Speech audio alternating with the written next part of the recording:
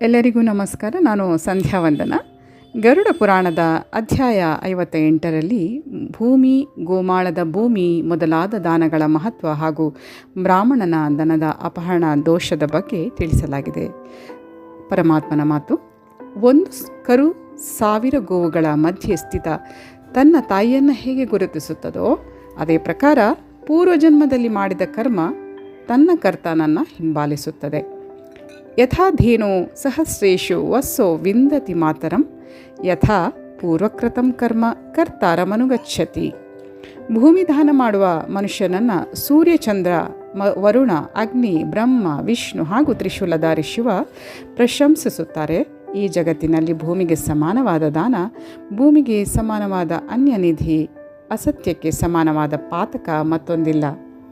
ನಾಸ್ತಿ ಭೂಮಿ ಸಮಂ ದಾನಂ ನಾಸ್ತಿ ಭೂಮಿ ಸಮೋ ನಿಧಿ ನಾಸ್ತಿ ಸತ್ಯ ಸಮೋ ಧರ್ಮೋ ನಾನೃತಾತ್ಮಕಂ ಪರಂ.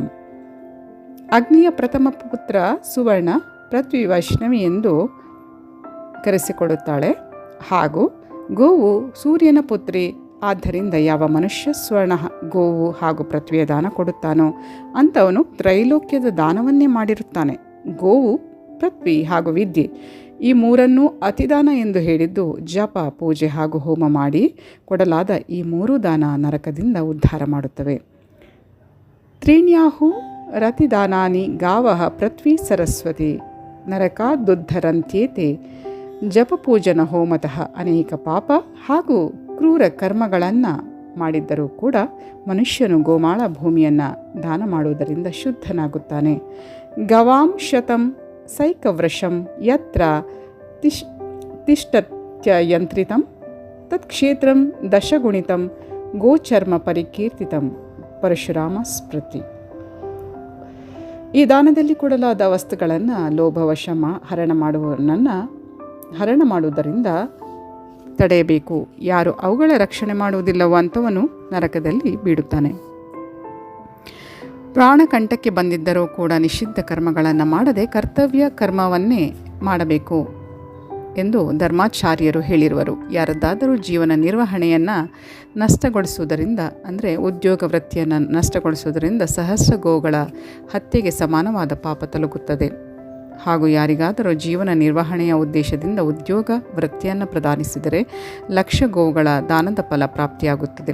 ಗೋಹಂತಕ ಮೊದಲಾದವರಿಂದ ಒಂದು ಹಸುವನ್ನು ರಕ್ಷಿಸುವುದು 100 ಗೋವುಗಳ ದಾನಕ್ಕಿಂತಲೂ ಶ್ರೇಷ್ಠವಾಗಿದೆ. ವರಮೇ ಕಾಪ್ಯಪ ಹೃತ ನ ತು ದತ್ತಂ ಗವಾಂ ಶತಂ ಏಕಾಂ ಹೃತ್ವಾ ಶತಂ ದತ್ವಾ ನ ತೇನ ಸಮತಾ ಭವೇತ್. ಯಾವ ಮನುಷ್ಯನು ಸ್ವಯಂ ದಾನ ಕೊಟ್ಟು ಸ್ವಯಮಾಗಿಯೇ ಅದರಲ್ಲಿ ಬಾಧಕನಾದರೆ ಅವನು ಪ್ರಳಯ ಕಾಲದವರೆಗೆ ನರಕವನ್ನು ಭೋಗಿಸುತ್ತಾನೆ.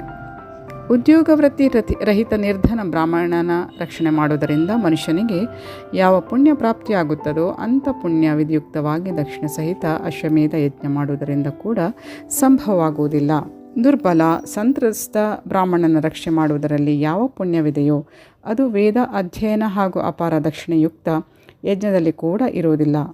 ಬಲಾತ್ಕಾರದಿಂದ ಹಣ ಅಪಹರಣ ಮಾಡಿದ ಬ್ರಾಹ್ಮಣ ಧನದಿಂದ ಪಾಲನೆ ಪೋಷಣೆ ಮಾಡಿದ ಹಾಗೂ ಸಮೃದ್ಧಗೊಳಿಸಿದ ವಾಹನ ಹಾಗೂ ಸೈನ್ಯ ಶಕ್ತಿಗಳು ಮರಳಿನಿಂದ ನಿರ್ಮಿಸಿದ ಸೇತುವೆಗೆ ಸಮಾನವಾಗಿ ಈ ಯುದ್ಧದಲ್ಲಿ ವಿನಾಶ ಹೊಂದುತ್ತವೆ.